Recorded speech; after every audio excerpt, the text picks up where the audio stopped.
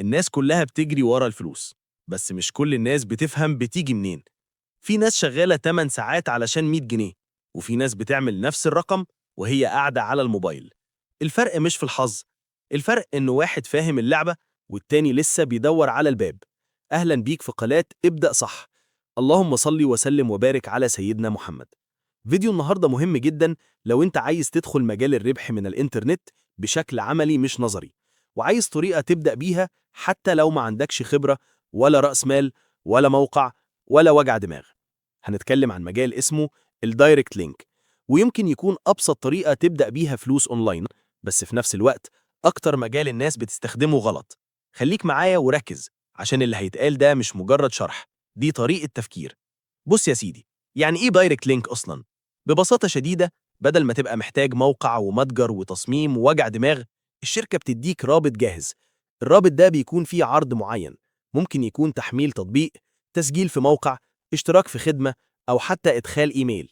أنت شغلتك الوحيدة إنك تجيب ناس تضغط على الرابط وتنفذ المطلوب، والشركة تدفع لك على كل عملية تتم. يعني أنت هنا مش بتبيع منتج، أنت بتسوق لعرض جاهز. ودي تركاية ناس كتير جدا بتكسب منها، بس مش بيحكوا التفاصيل. الميزة الكبيرة في المجال ده إنك مش محتاج تبدأ بإمكانيات، لا عندك شحن، لا خدمة عملاء، لا حد يرجع لك المنتج، ولا حتى محتاج تظهر بوشك. كل اللي محتاجه موبايل بلس إنترنت، شوية فهم. بس عيب المجال ده إن أي حد بيدخله بعشوائية بيتحرق بسرعة، يلاقي نفسه بينشر الرابط في كل حتة ومفيش نتيجة، فيقول المجال نصب. والمجال مش نصب، هو بس محتاج يتعمل صح. تعال أقول لك تمشي فيه إزاي خطوة خطوة. أول حاجة بتسجل في شركة CPA محترمة، ودي شركات وسيطة بينك وبين المعلنين، زي مثلا CPA ليد، OG Ads، AdGate. بتعمل حساب عادي جدا زي ما بتفتح أي إيميل. لكن أهم نقطة لازم تعرفها، مش كل حساب بيتقبل على طول. هتسجل وتستنى الموافقة من المنصة قبل ما تقدر تستخدم الروابط والعروض. لما يطلبوا منك طريقة الترويج، ما تكتبش كلام نظري، اكتب إنك هتستخدم سوشيال ميديا بلس محتوى مفيد بلس ترافيك مجاني. هما بيحبوا الناس اللي فاهمة هي بتعمل إيه. بعد ما حسابك يتفعل، هتدخل تختار العرض المناسب.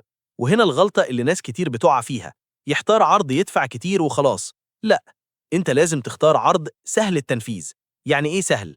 يعني المستخدم مش محتاج يطلع فيزا ولا يدفع فلوس، زي تحميل لعبة، تجربة تطبيق، ادخال كود، الحاجات اللي بتتعمل في دقيقتين. كل ما العرض كان بسيط، التحويل بيزيد وربحك يعلى. بعد ما تختار العرض، الشركة بتديك اللينك الخاص بيك. ده بقى الكنز، ده شغلك كله. بس عمرك ما تنزل اللينك كده خام وتقول للناس ادخلوا. محدش بيحب الإعلانات المباشرة، الناس بتحب القيمة الأول. يعني بدل ما تقول حمل التطبيق واكسب، اعمل محتوى حوالين التطبيق. مثال عملي، لو العرض بتاعك لعبة موبايل، اعمل فيديو قصير بتشرح فيها اللعبة. لو العرض أداة AI، اعمل بوست بيقول الموقع ده وفر عليا ساعتين شغل. انت هنا مش بتبيع، انت بتحكي تجربة. ودي أهم عقلية لازم تفهمها.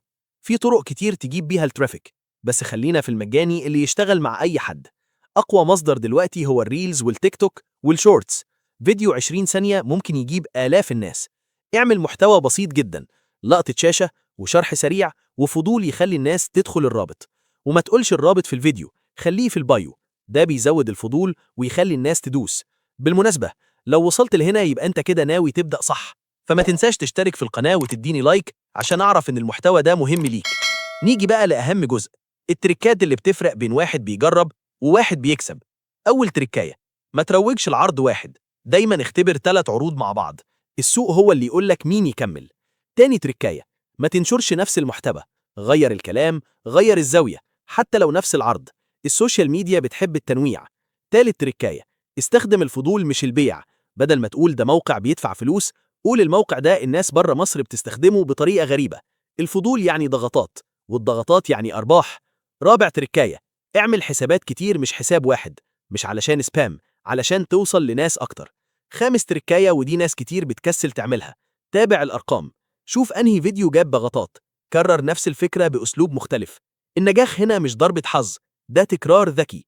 طيب إيه الأخطاء اللي بتضيع الناس؟ أكبر غلطة الاستعجال. ناس تدخل المجال يومين تقول مفيش نتيجة. يا معلم ده شغل تسويق، مش زرار بتدوس عليه. تاني غلطة، نشر اللينك في جروبات عشوائية، ده بيقفل حسابك ومش بيكسبك. تالت غلطة، اختيار عروض صعبة علشان عمولتها أعلى، الناس مش هتكمل فتخسر كله. رابع غلطة، النسخ. تشوف حد ناجح وتقلده بالحرف. السوشيال ميديا بتكشف ده فورا. خليك طبيعي، احكي بطريقتك حتى لو بسيطة. والحقيقة اللي محدش بيقولها لك، أول دولار في المجال ده هو أصعب دولار. بعد كده الموضوع بيفتح، لأنك ساعتها بتكون فهمت اللعبة مش بتحفظها. المجال ده مش سحر، هو مجرد وسيط بين شخص عايز مستخدمين وشخص فاهم يجيبهم. انت بتاخد عمولة مقابل الفهم ده. يعني ممكن تبدأ من صفر، بس لازم تشتغل صح. الزتونة بقى، اختار عرض سهل، اعمل محتوى بسيط حواليه، انشر بذكاء مش بكثرة، اختبر وعدل، واصبر شوية. لو عملت الأربع حاجات دول هتشوف نتيجة. ولو حابب تاخد الطريق المختصر وتتعلم كل حاجة خطوة بخطوة من البداية للاحتراف، احنا عاملين لك كورس كامل لتحدي $100، دليلك الشامل للربح من دايركت لينك من الصفر للاحتراف. الكورس فيه 24 محاضرة، مدته ساعة و46 دقيقة، وبيغطي كل حاجة من تأسيس حسابك في المنصات وانتظار القبول، لعمل صفحات هبوط احترافية، لإنشاء بوت تليجرام يجلب لك الأرباح، واستراتيجيات جلب آلاف الزوار مجانا لحد أول $100 وتحليل النتائج. وكمان مع الكورس هتاخد تحديثات مستمرة مجانية ودعم فني مباشر عشان ما تكونش لوحدك في الرحلة.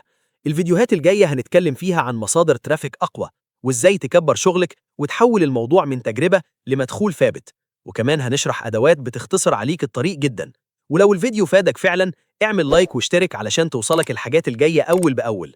سبحانك اللهم وبحمدك، أشهد أن لا إله إلا أنت، أستغفرك وأتوب إليك.